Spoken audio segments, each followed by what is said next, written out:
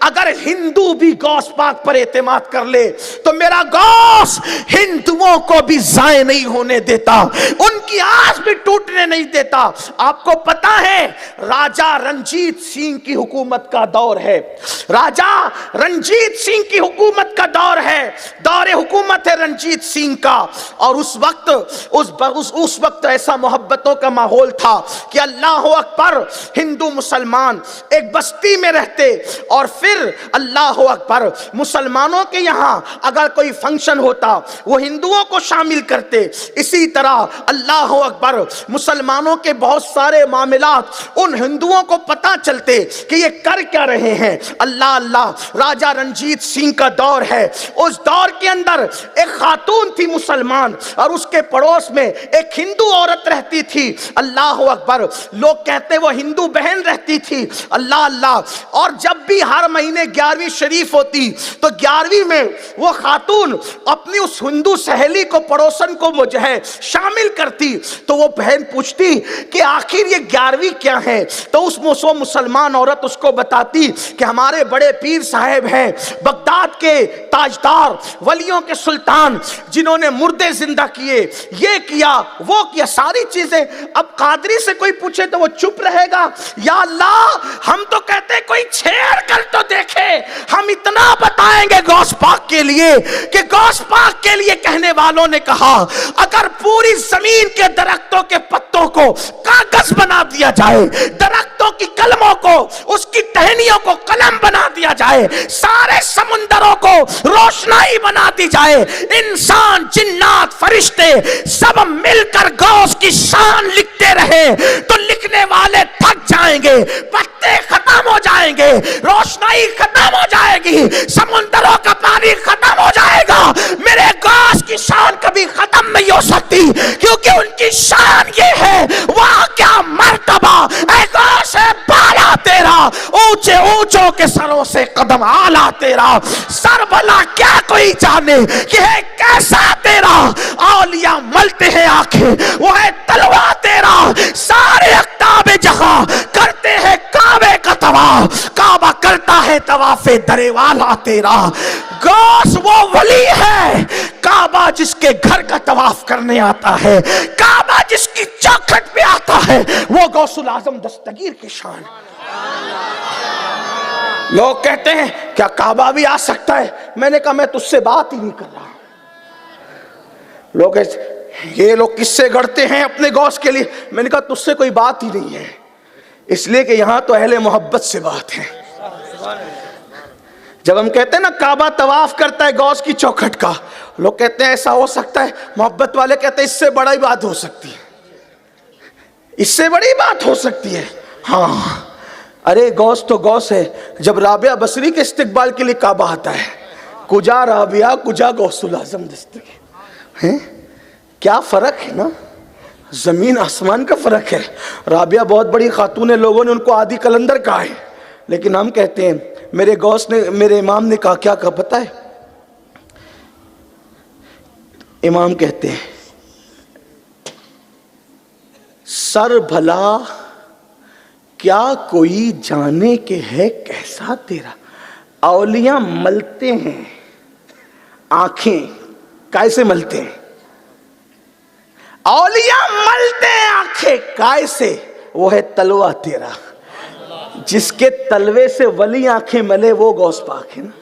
لوگ ان کو ذرا سمجھے تو سے، غوث اعظم کا نام لیتے لیتے لوگ ولی ہو گئے۔ حضور محدث اعظم کچوچوی نے فرمایا تھا، سرکار محدث اعظم کچوچوی فرماتے ہیں یا غوث کہتے کہتے ہو جاتے ہیں غوث، خواجگی مل جاتی ہے، خواجہ کا دم بھر کے تو دیکھ، کوئی دل سے پکارے نا۔ بہرحال تو وہ جو ہندو خاتون تھی جو پڑوس میں رہتی تھی، وہ پوچھتی تھی یہ بڑے پیر کون ہے، تو انہوں نے بتایا کہ وہ حسنی حسینی میرے نبی کی آل ہے، یہ ہے، مردے زندہ کرتے ہیں، مدد کرتے ہیں، وغیرہ وغیرہ۔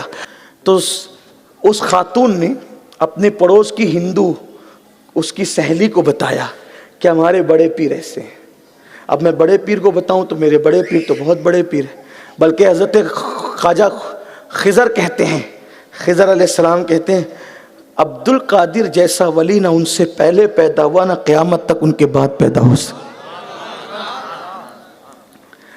ولی لوگ جھاڑو دیتے ہیں ان کی چوکھٹ پہ.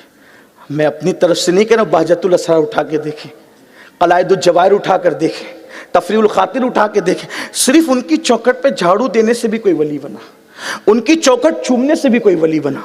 میرے عزیز چیز کو ہے تو ہائے ہائے کیسا رنگ چڑھا ہے 11ویں کا. جب کرو 11ویں، جب کرو 11ویں، جب کرو 11ویں. اور جو 11ویں کرتا ہے محروم نہیں رہتا. مجھ سے بہت لوگوں نے کہا پریشان ہے کیا کریں، میں نے کہا 11ویں کر. ہاں کر کے دیکھ لو، دیکھ لو نا کر کے. ہاتھ کنگن کو آرسی کیا ہے، لیکن یاد رکھنا یقین سے کرنا. تاجر والی مات کرنا 11ویں، غلاموں والی کرنا.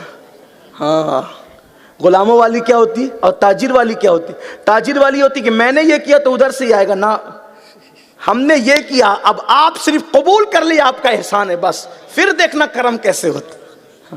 وہ 11ویں کرتی تھی ہر مہینہ، اور وہ ہندو اس کی سہیلی آتی تھی تو وہ بتاتی رہتی تھی، اس کے دل میں بھی غوث پاک کی محبت پیدا ہوگی.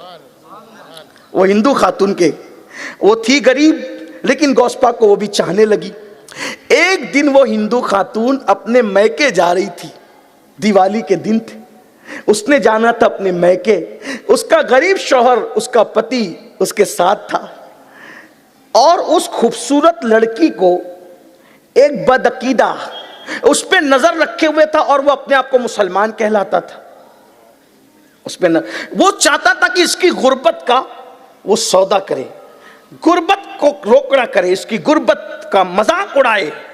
تو یہ بہت کوشش کرتا تھا، لیکن یہ ہندوستان ہے، ہمارا بھارت ہے، یہاں مسلمان ہو کہ ہندو ہو کہ سکھ ہو کہ عیسائی ہو، کسی کی بیٹیاں ہمارے یہاں بے غیرت نہیں ہیں. یہاں کی مٹی میں اللہ نے محبت رکھی اور حیا رکھی ہے. یہاں کی بیٹیاں بہت باغیرت ہے، کسی مذہب کی ہو بہت باغیرت ہے. ہم نے اپنے بچپن میں دیکھا ہے، اب تو ٹی وی سیریلوں نے سب کو بے پردہ کیا. ہم اپنے بچپنے میں دیکھتے تھے کسی مذہب کی عورت ہو، کبھی وہ بغیر دوپٹے کے اور بغیر گھونگھٹ کے مردوں کے سامنے نہیں آتی، بلکہ ہم نے راستے میں جھاڑو دینے والی عورتوں کو بھی اپنے بچپنے میں دیکھا ہے کہ وہ مسلمان نہ تھی، ان کو لوگ نچلی ذات کا کہتے تھے. مگر ہم جیسے بچے بھی اسکول جاتے وقت آ جائیں تو دیکھتے تھے کہ ان کا گھونگھٹ ان کے ماتھے سے لٹک رہا ہوتا، اس کا چہرہ بھی نہیں دیکھ پاتے تھے. آج تو کروڑ پتیوں کی بیٹیاں بے پردہ نکل گئی. آج تو ارب پتیوں کی بیٹیاں ولیموں کے اندر بغیر دوپٹے کے جا رہی ہے، بے غیرتی ہے. لوگ کہتے ہیں پردہ ایسا پردہ ویسا. میں نے کہا پردے کی تعلیم اسلام تو دیتا ہے، لیکن ہندوستان کی مٹی نے بھی پردے کی تعلیم دی ہے، ہندوستان کی تہذیب نے بھی پردے کی تعلیم دی ہے. ہمارے مذہب میں بے پردگی کی اجازت نہیں ہے، بالکل صحیح ہے، لیکن ہندوستان کی پرانی تہذیب بھی پردے کی بات کرتی ہے. پردہ ہمارے یہاں اسلام میں ہے، بالکل ہے، الحمدللہ. جہاں حیا ہوگی وہاں پردہ ہوگا. اسلام بھی حیا کی بات کرتا ہے، ہندوستان کی مٹی میں بھی اللہ نے حیا رکھی ہے. اور مجھے ایسا لگتا ہے کہ اس مٹی میں حیا اس لیے ہے کہ سب سے پہلے با حیا اسی زمین پہ آیا آدم کی شکل میں. ان کے قدموں کی برکت ہے کہ اس مٹی میں حیا ہے. تو اس بدعقیدہ جو اپنے آپ کو مسلمان کہتا تھا، جب دیکھا کہ دونوں میاں بیوی پتی پتنی جا رہے ہیں، پیدل کوئی سواری نہیں ہے، اس گاؤں سے اس گاؤں جانا ہے، بیچ میں جنگل ہے، ایک گھوڑا لے کے پیچھے پیچھے چل پڑا. جب پیچھے پیچھے چل پڑا تو یہ دونوں میاں بیوی کو روک کے کہتا ہے کہ بھئی میرے گھوڑے پہ بیٹھ جاؤ. اس کے شوہر نے کہا کیسے گھوڑے پہ بیٹھیں، ایک گھوڑے پہ کیسے تمہارے ساتھ کیسے بیٹھے، نہیں بیٹھ سکتے. تو اس نے کہا ایک کام کرو، میں تمہیں پیدل چلتے نہیں دیکھنا چاہتا، میں اتر جاتا ہوں، لگام پکڑ لیتا ہوں گھوڑے کی، تم اور تمہاری بیوی بیٹھ جاؤ. انہوں نے کہا نہیں بھئی ہمیں تیری آنکھ میں کچھ اچھا نظر نہیں آتا.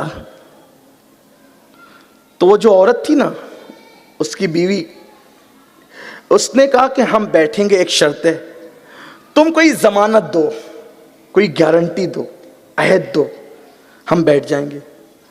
اب وہ تھا تو بدعقیدہ، کلمہ پڑھتا تھا، لیکن ظاہر سی بات ہے ہر مسلمان کلمہ پڑھنے والا اچھا ہو، یہ کوئی ضروری تھوڑی ہے. کچھ تو ایسے بدبخت بھی ہوتے نا، اور وہ بڑی تفصیل ہے، اس میں بھی میں اس کی طرف نہیں جاتا.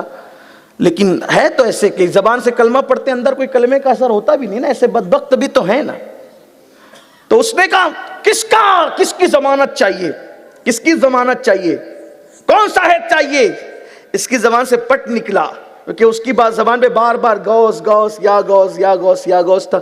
اس نے کہا کہ وہ 11ویں والے پیر صاحب ہیں نا، ان کی ضمانت دے دو، کہ ان کی ضمانت تم ہمارے ساتھ غلط نہیں کرو گے۔ اس کو تو اور آسان تھا، کیونکہ تھا بد عقیدہ، ولیوں کا ماننے والا نہیں تھا وہ اس دور میں، پتہ نہیں کس چکر میں پڑ گیا تھا۔ اس لیے کہ وہ دور ہے، ابھی انگریزوں کی آمد شروع ہو چکی تھی۔ آپ تاریخ پڑھ لیں، راجہ رنجیت سنگھ کا جو تھا، یعنی ابھی بدعقیدگی کے جراثیم ہندوستان میں شروع ہو چکے تھے۔ جس طریقے سے ابھی وہ ایک نیا وائرس آ گیا نا، جیسے تو ابھی 5 مریض آپ کے یہاں بھی تو کیسے تھوڑے سے شروع ہوئے نا، تو ایسے اس دور میں وہ بدعقیدگی کے جراثیم شروع ہو گئے تھے۔ سب کو نہیں لگے تھے، ایسے چند کو لگے تھے، اور باقی سب لرزہ بر اندام تھے۔ تو یہی ہوا، اس کو کہا کہ بڑے پیر صاحب کی ضمانت دے دو۔ اس نے کہا فوراً ہاں بالکل بالکل بڑے پیر صاحب کی ضمانت۔ تو کہا کہ اچھا سوار ہو جاؤ، میں اترتا ہوں، سوار ہو جاؤ۔ جیسے یہ اتر کر کے، شوہر نے پہلے بیوی کو سوار کیا، ابھی وہ بیوی سوار ہوئی تھی کہ اس نے تلوار نکالی اور اس کی گردن اڑا دی، اور یہ بیٹھ گیا جست لگا کر کے گھوڑے پر، اور ایڑ لگائی، اور اس کو دبوچا اپنے بازوؤں میں۔ جب دبوچ رہا تھا اپنے بازو میں، تو وہ ایسے جھک جھک کر دیکھ رہی، پیچھے مڑ کے دیکھ رہی تھی۔ تو اس نے مذاق اڑاتے ہوئے کہا، اے لڑکی، یہ مڑ مڑ کے کس کو دیکھ رہی ہے؟ تیرے پتی کو تو میں نے قتل کر دیا۔ کہا میں نے دیکھا میرا پتی قتل ہو گیا ہے، لیکن میں بڑے پیر کو دیکھ رہی ہوں، 11ویں والے پیر کا انتظار ہے۔ تو نے کہا تھا نا میں ان کی ضمانت دیتا ہوں، جس کی ضمانت دی ہے وہ بچانے کے لیے ضرور آئے ہے۔ اور ایک نقاب پوش تلوار نکالتا ہے، اور تلوار نکال کر کے اس کی گردن اڑاتا ہے۔ وہ جو کہہ رہا تھا نا وہ تو مر کے گھر چکے ہیں، وہ تو مر کے ختم ہو چکے ہیں، میں کہتا ہوں یقین ہو تو کوئی آج بھی میرے غوث کو مدد کرتا ہوا پا سکتا ہے۔ اللہ اکبر۔ کسی کہنے والے نے کہا تھا کہ یہ ادائے دل نوازی کوئی میرے دل سے پوچھے، یہ ادائے دستگیری کوئی میرے دل سے پوچھے، وہی آ گئے مدد کو میں نے جب جہاں پکارا، وہی آ گئے مدد کو میں نے جب جہاں پکارا۔ شیخ عبدالحق محدث دہلوی کہتے ہیں کہ غوث پاک آج بھی اپنی قبر سے زندوں کی طرح تصرف کرتے ہیں۔ غوث پاک نے فرمایا میں مشرق میں رہوں اور میرا مرید مغرب میں رہے، اور وہ گر رہا ہو ٹھوکر کھا کے، تو میں اس کا ہاتھ پکڑ کر اس کو بچا لیا کرتا ہوں۔ اس کا سطر کھل رہا ہے تو میں اس کے سطر کو ڈھانپ دیا کرتا ہوں۔ اللہ اکبر۔ آج بھی وہ مدد کرتے ہیں، ان کی امداد آج بھی ہے۔ کوئی سچے دل سے پکار کر تو دیکھے، میرے لب پہ رات دن ہے، تیرا نام غوث اعظم تیرے ذکر سے بنے ہیں، میرے کام غوث اعظم میرے راستے میں آ کے کوئی مشکلیں نہ ٹھہری، میرے کام آ گیا ہے تیرا نام غوث اعظم۔ اللہ اکبر۔ تو جب اس خاتون نے دیکھا نقاب پوش آئے، گھوڑا روک لیا گیا، ایک نقاب پوش نے اٹھایا، گردن اڑا دی، گردن اڑائی۔ اس خاتون سے کہا بیٹی کیا چاہتی ہے؟ اس نے کسی کو پہچانا تو نہیں، لیکن کہتی ہے میرا تو سہاگ ہی اجڑ گیا۔ پھر وہ گھوڑا لے کر، وہ تلوار لے کر جس سے خون ٹپک رہا تھا، وہ لاش کے قریب آئے، اور ایک نقاب پوش نے جو ہے وہ گردن اور جسم کو جوڑ دیا اور کہا کم باذن اللہ، زندہ زندہ ہو گیا۔ اس خاتون نے کہا اے نقاب پوشو ذرا بتاؤ نا کون ہو؟ تو جب نقاب الٹا گیا تو ایک تو اسی گاؤں کے کتب تھے جو مجذوب بن کر کے بیٹھے تھے، اور دوسرے میرے اور تمہارے پیر سرکار عبد القادر جیلانی۔ کوئی یقین کر کے ان کو، پھر جب قرآن کہہ رہا ہے کہ وہ قیامت میں مدد کرے، دیکھیے مسئلہ کہاں اٹکتا ہے، لوگ کہتے ہیں وہ مدد نہیں کر سکتے۔ میں کہا جب اللہ قرآن میں کہہ رہا ہے کہ وہ مدد کر سکتے قیامت میں، جو قیامت میں اللہ کے عذاب سے بچا سکتا ہے، کیا وہ دنیا کی مصیبتوں سے نہیں بچا سکتا؟ کوئی یقین تو کرے۔ اور پھر غوث پاک کہتے ہیں کہ میرے اللہ نے میرے ساتھ وعدہ کیا ہے کہ جو میرا مرید ہوگا میں دنیا میں بھی اس کی حمایت کروں گا اور آخرت میں بھی اس کی حمایت کروں گا، اور میرا اللہ میری حمایت کو قبول فرمائے گا۔